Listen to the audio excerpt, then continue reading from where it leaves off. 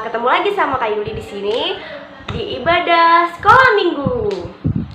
Oke, pada ibadah sekolah minggu ini kita akan belajar nantinya tentunya dengan firman Tuhan yang luar biasa. Firman Tuhan hari ini kita akan belajar tentang rasa bertanggung jawab dan juga rasa bersyukur. Oke, sebelum kita mulai ibadah ini, mari kita puji dengan pujian dari terbit matahari. Dari terbit matahari sampai pada waktunya, biarlah nama Tuhan dipuji. Puji Tuhan, puji Tuhan, dari terbit matahari. Oke, mari kita buka ibadah sekolah minggu pada pagi hari ini dengan kita berdoa. Lipat tangan, tutup mata, tunduk kepala. Kita berdoa bersama-sama. Tuhan Yesus, terima kasih atas segala cinta kasih-Mu sepanjang kehidupan kami. Tuhan, anak-anak-Mu pada pagi hari ini akan belajar bersama-sama untuk memaknai firman-Mu. Tuhan, berkati kami awal hingga akhir ibadah ini. Terima kasih Tuhan Yesus. Haleluya. Amin. Oke, kita akan satu pujian dengan penuh semangat dan sukacita.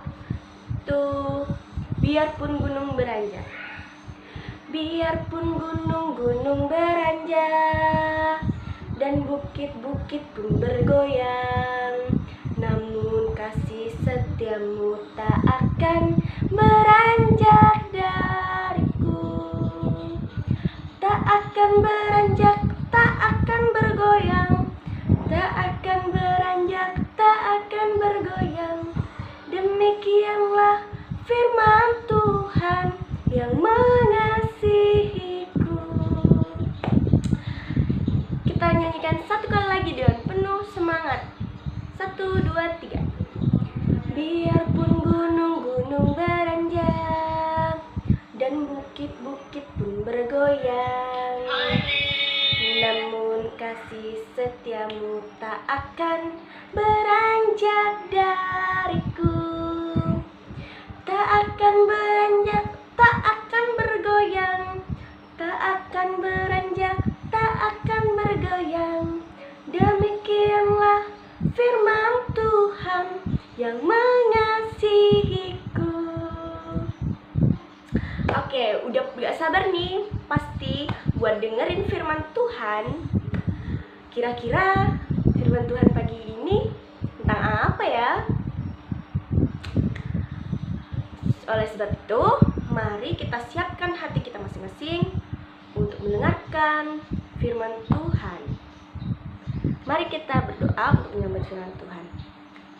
Ulang lagi, lipat tangan, tutup mata, tunduk kepala, mari kita berdoa. Tuhan Yesus, saat ini anak-anak-Mu siap untuk mendengarkan sebagian dari firman-Mu.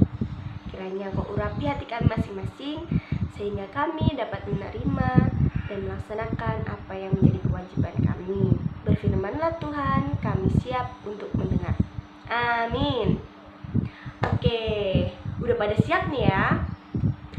Bawa Alkitab semua ya. Sekarang kita akan mulai buka Alkitab kita dalam kitab Yunus. Udah pada tahu belum nih? Kira-kira Yunus di perjanjian lama apa baru ya?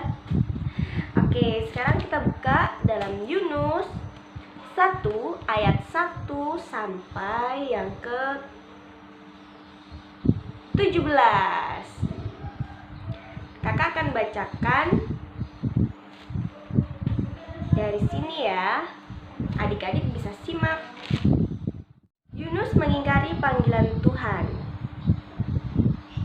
Wah, pasti udah tahu nih cerita ceritanya pasti udah gak asing lagi kan adik-adik? Oleh sebab itu kakak bacain ya. Datanglah firman Tuhan kepada Yunus bin Amittai, demikian. Bangunlah, pergilah ke Niniwe, kota yang besar itu.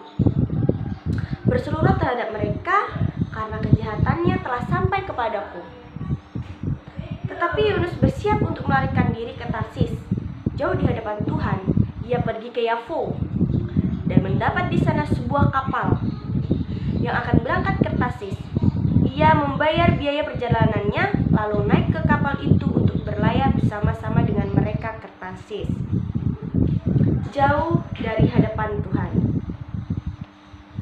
Tetapi Tuhan menurunkan angin ribut ke laut, lalu terjadilah badai besar, sehingga kapal itu hampir-hampir terpukul hancur. Awak kapal menjadi takut. Masing-masing berteriak kepada Allahnya, dan mereka membuang ke dalam laut segala muatan kapal untuk meringankannya. Tapi Yunus telah turun ke dalam ruang kapal yang paling bawah dan berbaring di situ, lalu tertidur dengan nyenyak. Datanglah nakoda mendapatkannya sambil berkata, "Bagaimana mungkin kau tidur begitu nyenyak? Bangunlah, berserulah kepada Allahmu. Barangkali Allah itu akan mengindahkan kita sehingga kita tidak dapat binasa." Lalu berkatalah mereka satu sama lain, "Marilah kita buang undi supaya kita mengetahui karena siapa kita ditimpa oleh malapetaka itu." Mereka membuang undi dan Yunuslah yang kena. Wah, di sini Yunus yang menjadi tersangkanya adik-adik. Berkatalah mereka kepadanya, "Beritahukan kepada kami karena siapa kita ditimpa malapetaka ini? Apa pekerjaanmu dan dari mana kau datang?"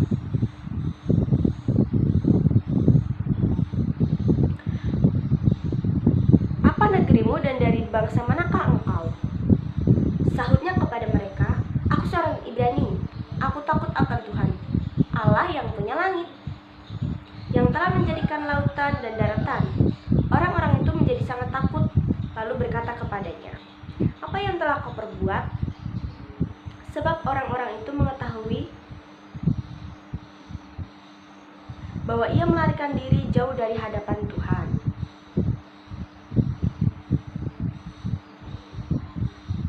Hal itu telah diberitahukannya kepada mereka. Bertanyalah mereka, "Akan kami apakan engkau supaya laut menjadi reda dan tidak menyerang kami lagi? Sebab laut semakin bergelora."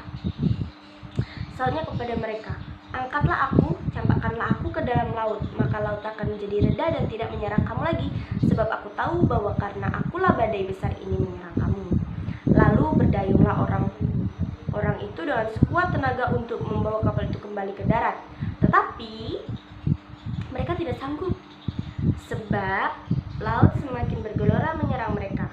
Lalu berserulah mereka pada Tuhan. Katanya, "Ya Tuhan, janganlah kiranya engkau biarkan kami binasa karena nyawa orang ini, dan janganlah engkau tanggungkan kepada kami darah orang yang tidak bersalah. Sebab engkau, Tuhan, telah berbuat seperti yang engkau kehendaki." Kemudian mereka mengangkat Yunus, lalu mencampakkannya ke dalam laut. Biur. Lalu laut berhenti mengamuk. Orang-orang itu menjadi sangat takut kepada Tuhan. Ia mempersembahkan kurban sembelihannya bagi Tuhan serta mengikrarkan nazar. Maka Allah menentukan Tuhan dan datanglah seekor ikan besar yang menelan Yunus, dan Yunus tinggal di dalam perut ikan 3 hari 3 malam lamanya. Amin. Kita akan mendengarkan cerita dari Yunus ini, tapi sebelumnya kakak punya tayangan video mengenai Yunus. Sebelum kita mendengarkan cerita ini, alangkah baiknya kita tonton dulu videonya. Ini dia videonya.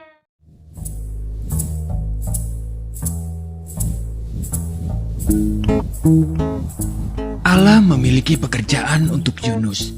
Tetapi Yunus sebaliknya tidak menginginkannya. Allah mengutus Yunus untuk pergi ke suatu tempat bernama Niniwe, dan Allah ingin agar Yunus mengatakan bahwa Allah mencintai orang-orang Niniwe. Tetapi Yunus tidak mau melakukannya, karena menurut Yunus orang-orang Niniwe itu jahat dan mereka suka melakukan banyak kejahatan. Allah tahu apa yang dikatakan Yunus itu memang benar. Orang-orang Niniwe telah menjauh dari Allah, tetapi Allah masih sangat mengasihi mereka. Dia ingin memberi mereka permulaan yang baru jika mereka kembali kepada Allah. Ia akan mengampuni dosa mereka yang begitu banyak. Namun Yunus menolak untuk pergi karena pikirnya mereka adalah orang yang jahat yang tidak pantas untuk diampuni. Dalam hatinya, Yunus ingin melarikan diri dari Allah dan pergi sejauh-jauhnya sampai Allah tidak dapat menemukannya. Dengan demikian, ia tidak perlu melakukan apa yang diperintahkan Allah. Itu yang direncanakannya. Tapi tentu saja itu bukan rencana yang baik. Sebab merupakan rencana yang konyol karena dia bisa melarikan diri dari Allah, tetapi Allah akan selalu dapat mencari dan menemukannya. Meskipun demikian, Yunus tetap melaksanakan rencananya yang tidak baik. Ia tidak membeli tiket ke Niniwe, tapi ke tujuan lain. Perahu yang dinaiki Yunus berlayar ke arah yang sangat berlawanan dengan Niniwe. Nah, tak lama kemudian angin bertiup kencang. Perahu pun mulai terombang-ambing dan semua orang mulai menjadi pucat pasi. Mereka takut. Yunus duduk tegak di tempat tidurnya. Lihatlah, masalah pertama dengan rencana Yunus yang tidak baik itu. Allah mengirimkan badai besar untuk mengejarnya. Para pelaut berteriak ketakutan saat perahu hendak tenggelam. Mereka mulai membuang segala sesuatu ke laut, koper, makanan, apapun yang bisa mereka temukan. Yunus mulai tersadar bahwa badai itu datang karena kesalahannya. Ia meminta para pelaut untuk melemparkannya ke dalam laut agar badai berhenti. Mendengar itu, para pelaut merasa tidak yakin. Yunus bersikeras bahwa itu satu-satunya cara agar mereka bisa selamat. Tak lama setelah Yunus menghantam air, gelombang laut pun menjadi tenang. Angin mereda dan badai berhenti. Saat itu Yunus menganggap semuanya telah berakhir. Dia tahu bahwa dia pasti akan tenggelam.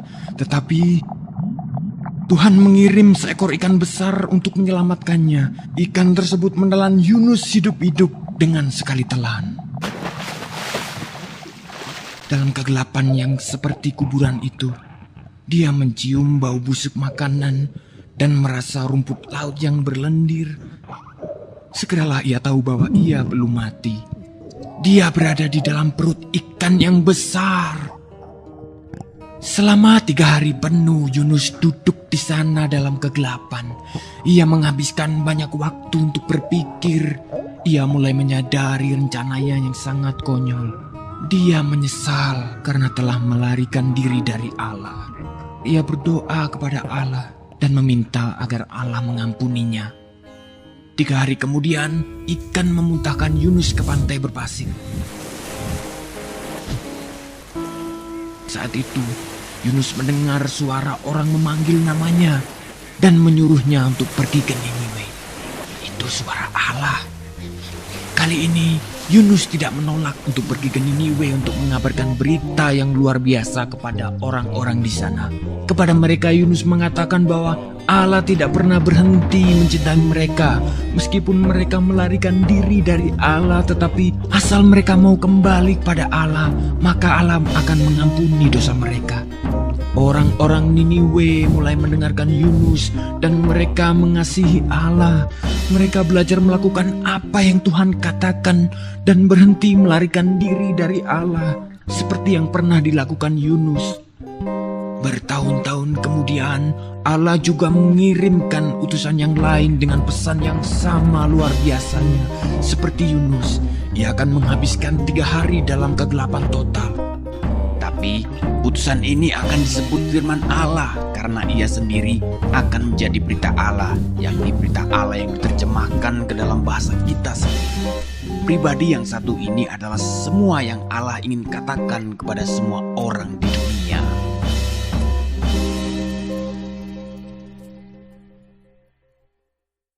Wah, udah pada nonton videonya kan? Pasti udah tahu nih. cerita dari Nabi Yunus ini. Jadi dia adalah seorang nabi yang diberikan tanggung jawab kepada Tuhan untuk pergi ke suatu tempat, yaitu ke Niniwe. Namun dia berpikir bahwa kota Niniwe ini orangnya jahat.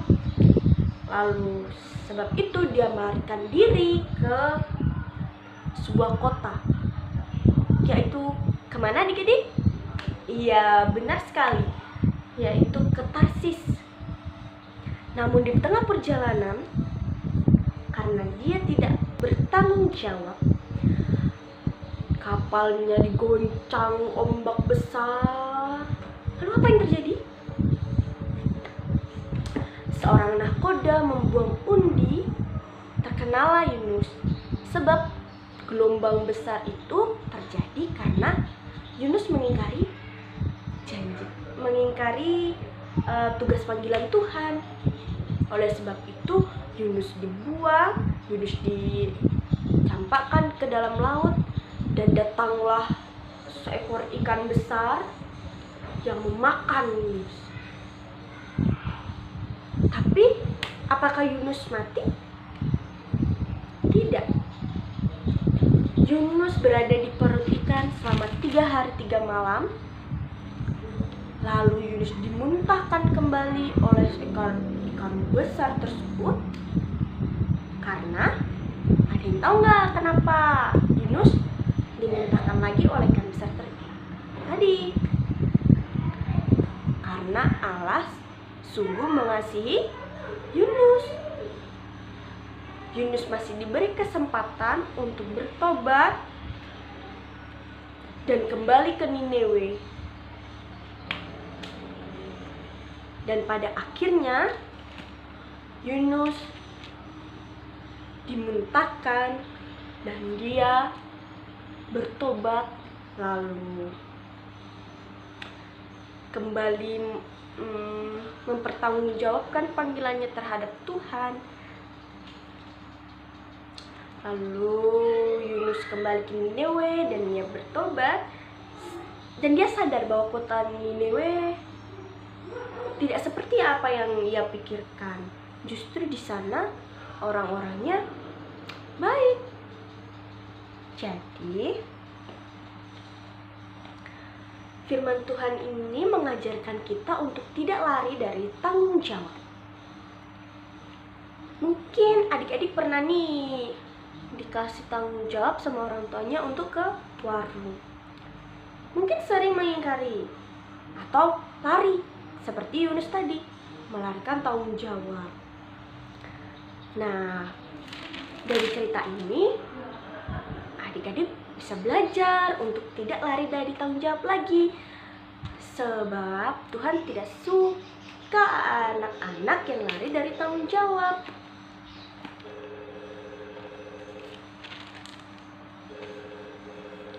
Amin. Amin. Setelah kita mendengarkan cerita tentang Yunus, mari kita berdoa agar kita tidak lari dari tanggung jawab lagi. Ayo adik-adik, gimana sikap berdoa? Tutup tangan, lempar tangan, tutup mata, tunduk kepala. Tuhan Yesus, terima kasih atas segala pelajaran pada pagi hari ini tentang firman yang mengajarkan kami untuk tidak lari dari tanggung jawab. Tuhan, ajari kami untuk selalu bertanggung jawab akan panggilan-Mu dan tidak melarikan diri seperti Yunus. Terima kasih Tuhan, Kau telah memberkati kami senantiasa. Amin. Sudah waktunya kita untuk melakukan persembahan. Kita iringi persembahan ini dengan lagu Persembahan Kami. Persembahan kami sedikit sekali, kiranya Tuhan terimalah dengan senang hati. Persembahan kami sedikit sekali, kiranya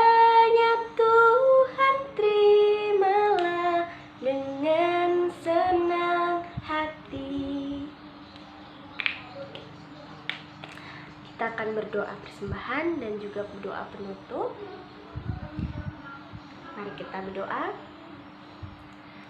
Tuhan Yesus, kami anak-anak-Mu telah mengumpulkan sedikit dari berkat-Mu.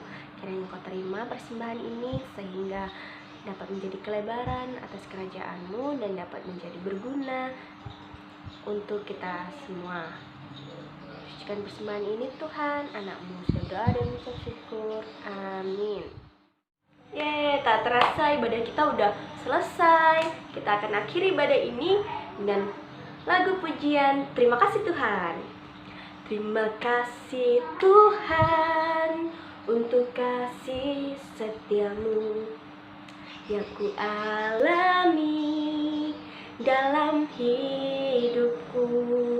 Terima kasih Yesus untuk kebaikanmu sepanjang hidupku. Terima kasih Yesusku, sebab anugerah yang Kau beri. Sebab hari ini Tuhan adakan syukur bagimu. Ibadah kita sudah selesai. Kiranya apa yang kita pelajari pada pagi hari ini dapat mengajarkan kita untuk selalu bertanggung jawab dalam segala hal. Terima kasih, Tuhan Yesus memberkati.